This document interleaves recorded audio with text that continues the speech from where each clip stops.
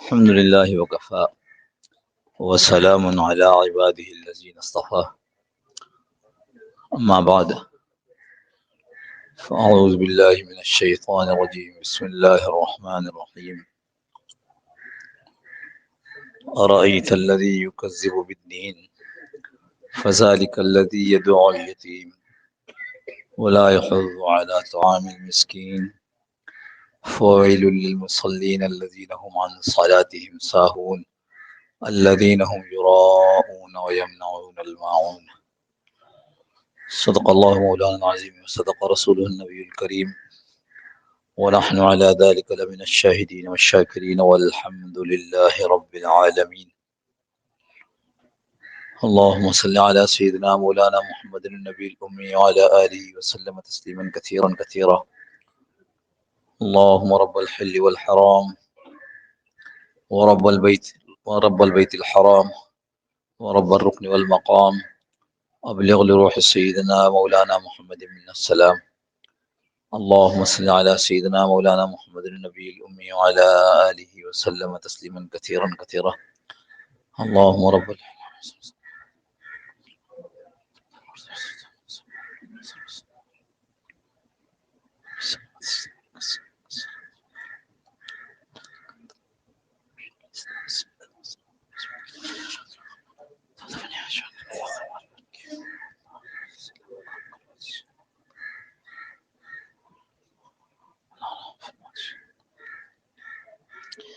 بزرگان محترم،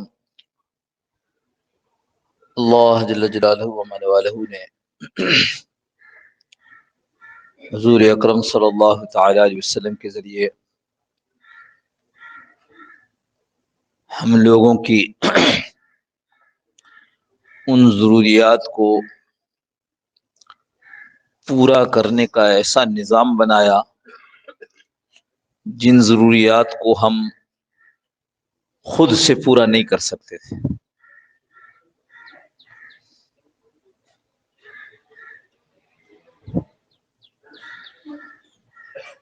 یہ روح، یہ جسم،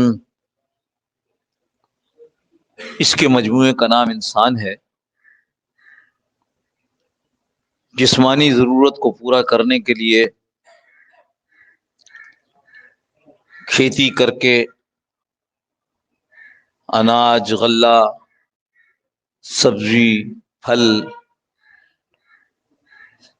تاکہ ہماری ایک جسمانی ضرورت غذا کی پوری ہو جائے.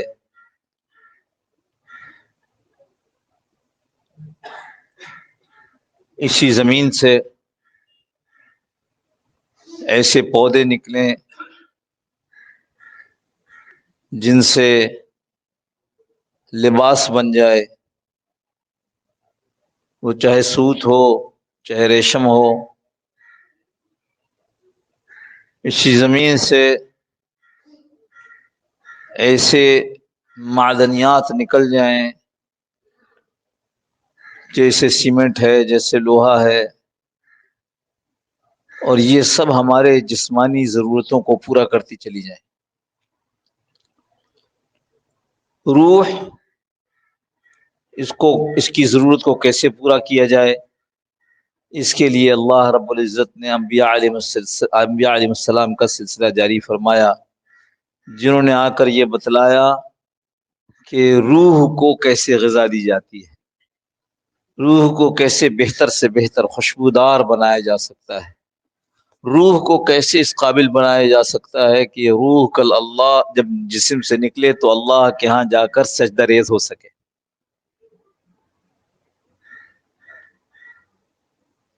تو انبیاء علیہ السلام نے ان ضرورتوں کو پورا کرنے کا طریقہ بتایا جو ضرورتیں ہم خود سے پوری نہیں کر سکتے تھے. جیسے ہم نے جسمانی ضرورت کی بات آپ سے کی، جسمانی ضرورتوں کا پورا کرنے میں بھی ہم ایک حد تک جاتے ہیں، اس سے آگے نہیں جا سکتے.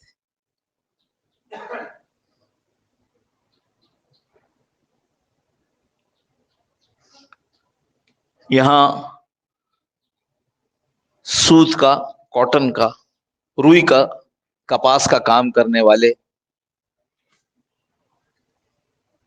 کچھ عرصہ گزر گیا اس بات کو. کچھ عرصہ سے مراد یہ کہ یقیناً یہ 10-20 سال 20 سال اتنا تو ہو گیا ہوگا کہ ہم کسی کے ساتھ بیٹھے تھے جو روئی کے بروکر تھے. تو انہوں نے بتایا کہ گزشتہ ہفتے بہت زبردست فصل ہوئی کپاس کی، اور یہ سارے لوگ بیٹھے سر جوڑ کر کہ اگر اتنی فصل ہو گئی تو کپاس کے دام تو بہت گر جائیں گے، تو اپنی تجارت کو برقرار رکھنے کے لیے اور اس سے زیادہ سے زیادہ منافع حاصل کرنے کے لیے ہمیں کیا کرنا چاہیے. آپ کو معلوم ہے دنیا میں ایک بہت بڑا ملک جس کے ہاں بہت گندم ہوتی ہے، وہ اپنی تنوں گندم جو ہے وہ ضائع کرتا ہے، اس لیے کہ اس کے تجارتی توازن باقی نہیں رہے گا، ضائع کرتا ہے اور شور دنیا میں چاہتا ہے کہ آبادی کم کرو ورنہ بھوک سے مر جائیں گے. اور بہت گندم، تنوں گندم غریب ملکوں کو امداد بھی دیتا ہے.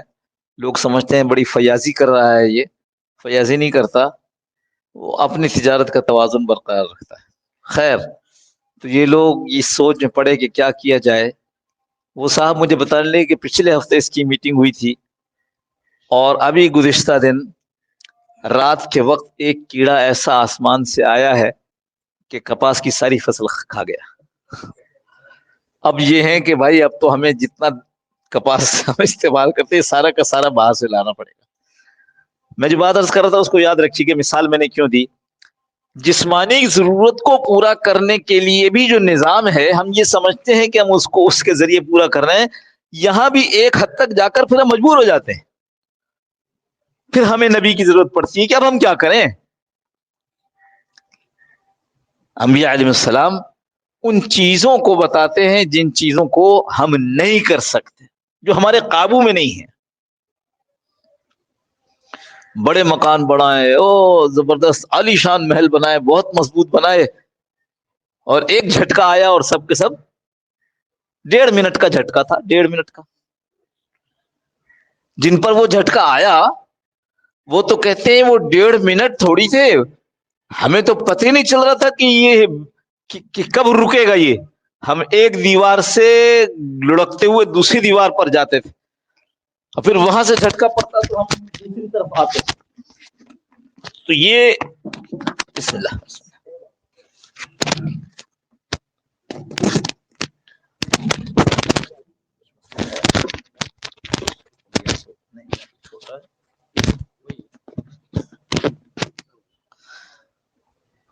تو ایک حد تک ہم کر لیتے ہیں، باقی پھر ہم محتاج ہیں، پھر ہم محتاج ہیں. اللہ کا نبی آ کر بتلاتا ہے کہ کرنا کیا ہے، کیا کرنا ہے. سیدھا سیدھا اللہ کو راضی کرنا ہے. وہ آ کر بتلاتا ہے کہ اس دنیا کا ذرہ ذرہ پیدا ہونے میں جیسے محتاج ہے، پیدا ہونے میں، اور ہاں فنا ہونے میں جیسے محتاج ہے. اس کو دنیا کی کوئی طاقت ختم نہیں کر سکتی، وہ فنا ہونے میں بھی ختم ہونے میں بھی اللہ کا محتاج ہے. ایسے ہی پیدا ہو کر اور فنا ہونے کے درمیانی عرصے میں کسی کے استعمال میں فائدہ یا نقصان پہنچانے میں بھی وہ اللہ کے حکم کا محتاج ہے. جس چیز پر انبیاء کو بہت محنت لگتی تھی وہ یہ تھا. نماز پڑھانے پر محنت نہیں لگتی تھی، زکوٰۃ دلوانے پر محنت نہیں لگتی تھی، محنت لگتی تھی اس بات پر کہ اس کو مان لو کہ یہ ساری کائنات ایک اللہ کے قبضے میں ہے. ایمان کہاں ہے؟ دل میں ہے. ایمان کیا ہے؟ اللہ کو مان لینے کا نام ہے. ایمان کا اظہار کیسے ہوتا ہے؟ ایمان کا اظہار ایسے ہوتا ہے کہ جس اللہ کو مانا اب اس اللہ کی مان لے. اللہ کو کیا مانا؟ وہ تو 99 صفات تو ہمارے سامنے ہے جو ہم قرآن کریم کے ایک طرف لکھا ہوا دیکھتے ہیں. رزاق وہ ہے حفیظ وہ ہے، فتاح وہ ہے، چیزوں کے دروازے وہ کھولتا ہے، خالق وہ ہے، مالک وہ ہے، شفا دینے والا وہ ہے، عزت دینے والا وہ ہے. یہ مثال دے رہا ہوں بس کہ بھائی جو جس چیز پر سب سے زیادہ محنت لگی ہے اور جو بڑی مشکل سے پیدا ہوتی ہے وہ ہے ایمان. کہ اپنے آپ کو آدمی حوالے کرے اللہ کے کہ اللہ میرے بس میں تو یہ ہے، اس سے آگے میرے بس میں نہیں ہے. کھیتی لگانا میرے بس میں ہے، کھیتی بچانا میرے بس میں نہیں ہے. مکان بنانا میرے بس میں ہے، لیکن یہ مکان میرے فائدے کے لیے استعمال ہوگا یا میرے نقصان کے لیے میرے بس میں نہیں ہے، یہ تو تیرے ہاتھ میں ہے. لہذا اللہ پاک نے مجھے اور آپ کو دعا کا طریقہ سکھایا. دعا کرو، اللہ فرماتے ہیں استجب لکم، میں اس کو قبول کروں گا. پھر اللہ کے نبی صلی اللہ تعالی علیہ وسلم کے ذریعے یہ بتلایا گیا کہ دعا میں قوت اور طاقت کیسے پیدا ہوگی. فرمایا دعا میں قوت اور طاقت اعمال کے ذریعے پیدا کی جاتی ہے. تفصیلی قصہ اللہ کے نبی صلی اللہ علیہ وسلم نے سنا ہے، بخاری شریف میں قصہ تفصیلی ہے، کئی دفعہ آپ نے سنا ہوگا، میں صرف اشارہ کر رہا ہوں تاکہ یاد آ جائے کہ اسی موقع کی بات ہے کہ وہ 3 آدمی جو بارش کے اندر غار میں پناہ لیا تھا بارش سے بچنے کے لیے، پتھر لڑک کر غار کے منہ پر آ گیا، اور غار کے منہ پر آیا تو غار کا منہ بند ہو گیا. اب ان تینوں نے اپنے اپنے اعمال کا حوالہ دیا اللہ کو. اے اللہ فلاں وقت میں نے یہ نیک کام کیا تھا، اگر اور تیرے واسطے کیا تھا، اگر تو نے اس کو قبول کر لیا ہے تو اللہ ہمارا راستہ نکال دے. ایک نے پتھر تھوڑا سرک گیا، پھر دوسرے نے پتھر تھوڑا سرک گیا، پھر تیسرے نے اپنے عمل کا حوالہ دیا، فلاں وقت میں نے یہ عمل کیا تھا، پتھر اتنا سرک گیا کہ تینوں باہر آ گئے. معلوم ہوا کہ دعا میں قوت اعمال کے ذریعے پڑتی ہے. نماز پڑھ کر مانگو، صدقہ کر کے مانگو، روزہ رکھ کر مانگو، کسی ضرورت مند کی ضرورت پورا کر کے مانگو. گناہ کا کوئی بڑا کھلا موقع تھا، اس گناہ سے اپنے آپ کو بچا لیا، اللہ خوش ہو گیا، اب مانگو. بڑے گناہ کیے تھے، اب خیال آ گیا توبہ کر لی، توبہ کرنے پر اللہ بہت خوش ہوتے ہیں، اس وقت دعا مانگو، دعا قبول.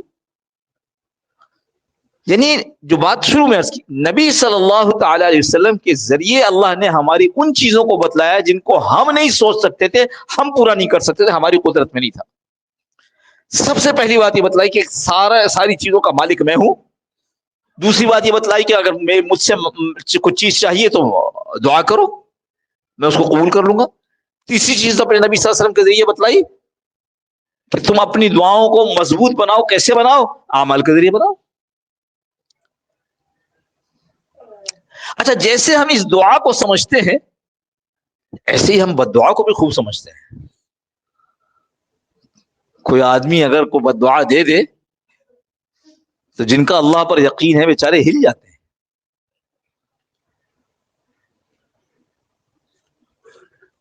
اور جن کا اللہ پر یقین دوسرے قسم کا ہے وہ بھی ہلتے ہیں. حضور صلی اللہ تعالی علیہ وسلم مکہ مکرمہ کی زندگی میں بیت اللہ کے سامنے نماز پڑھ رہے تھے. ابو جہل اور اس کے دوست بھی ساتھ بیٹھے تھے قریب. یکایک ابو جہل کو خیال آیا اور کہنے لگا کوئی ایسا ہے مضبوط آدمی، میں نے دیکھا فلاں قبیلے والوں نے بھی اونٹ ذبح کیے، کوئی اگر ہمت کر لے تو وہاں اوجھڑی لا کر کے محمد پر ڈال دے صلی اللہ علیہ وسلم، نعوذ باللہ من ذالک. واقعی اس امت کا فرعون تھا. اللہ کے نبی صلی اللہ تعالی علیہ وسلم فرمایا میری امت کا فرعون ابو جہل. ایک آدمی اٹھا اور جا کر بڑی مشکل سے، طاقتور آدمی بڑی مشکل سے جا کر اس کو لے کے آیا، اور اس کے بعد حضور صلی اللہ تعالی علیہ وسلم اس وقت سجدے میں تھے، آپ کے اوپر لا کر رکھ دیا، اس طرح رکھا کہ آپ صلی اللہ علیہ وسلم پہ ہل نہیں سکتے.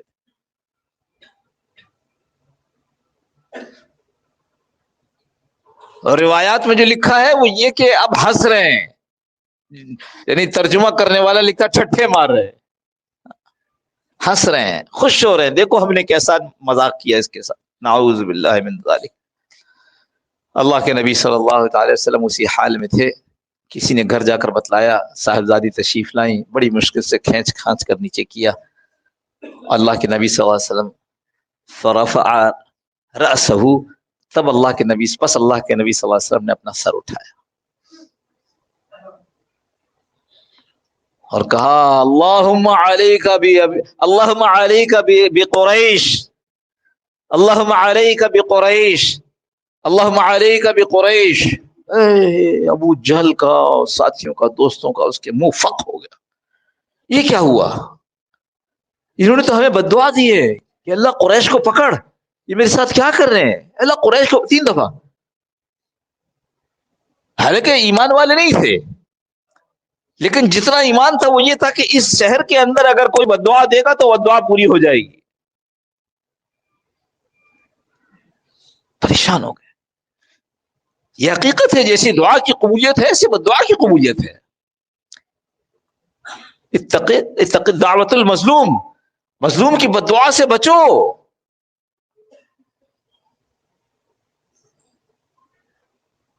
پھر حضرت صلی اللہ تعالی وسلم حدیث میں آتا ہے ثم السما, پھر اللہ کے نبی صلی اللہ علیہ وسلم نے نام لینا شروع کیا.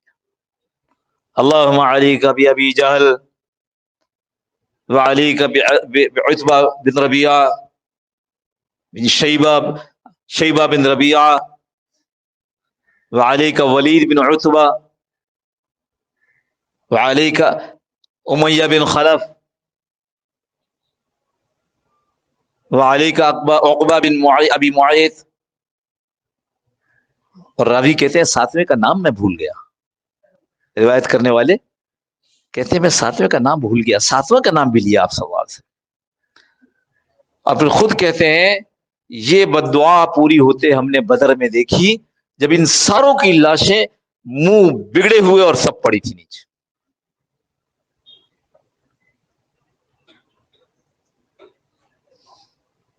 اللہ ہم سب کی حفاظت فرماوے. جب کوئی آدمی بیمار ہوتا ہے, بیماری دور نہیں ہو رہی ہوتی, ڈاکٹر کے پاس جاتا ہے, ڈاکٹر سے پوچھتا ہے, ڈاکٹر کہتا ہے اچھا یہ تو علامت ایسی ہے کہ دیکھو فلاں چیز بھی ہو سکتی ہے اور فلاں بھی ہو سکتی ہے اور فلاں بھی ہو سکتی ہے, تو ایسا کرو ٹیسٹ کرا لو. وہ 10 ٹیسٹ لکھ دیتا ہے. کیوں؟ کہ یہ بھی ہے, اس کا تو امکان ہے کہ یہ ہو, اس کا امکان ہو کہ یہ ہو.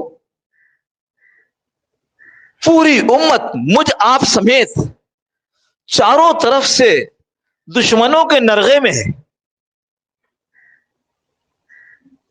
چاروں طرف سے مصائب ہیں, اپنوں کی غداریاں ہیں, اور ان سب سے بڑھ کر کوئی کمائی کے غم میں, کوئی بچوں کے غم میں, کوئی بگڑے بچوں کے غم میں, کوئی بیماریوں کے غم میں. لیکن کسی کو اس کی فرصت نہیں ہو رہی ہے کہ دیکھے, ٹیسٹ تو کرائے کہ یہ کیوں ہو رہا ہے, کیا اس وجہ سے, کیا اس وجہ سے, کیا اس وجہ. سب کی نظر یہ لگی ہوئی ہے کہ اگر میرے پاس مال زیادہ ہوگا تو میں ساری چیزوں سے بچ جاؤں گا. ایسا نہیں ہے. آپ سے زیادہ جس سے مال ہے وہ بھی پریشان ہے, اور اس سے زیادہ جس کے پاس مال ہے وہ بھی پریشان ہے, اور دنیا میں سب سے زیادہ جس کے پاس مال ہے وہ بھی پریشان ہے. موقع نہیں ہے لیکن بات ختم کرنا چاہتا ہوں, تھوڑا سا رک جائیے گا, 1-2 منٹ مجھے دے دیجیے مزید. اسی ہفتے کسی سے بات ہو رہی تھی تو کہنے لگے ان کے دوست نے جو دبئی میں کام کرتا ہے, اس نے ملاقات کی کسی سے, وہ اپنے گھر لے گیا. دبئی میں کئی ایکڑ پر گھر,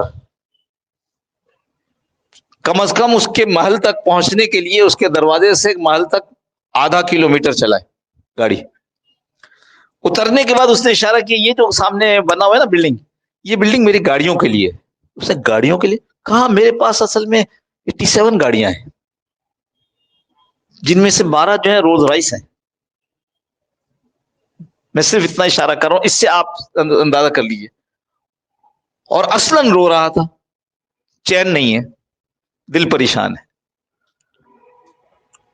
کچھ سمجھ میں آ رہی بات جو میں عرض کرنا چاہ رہا ہوں؟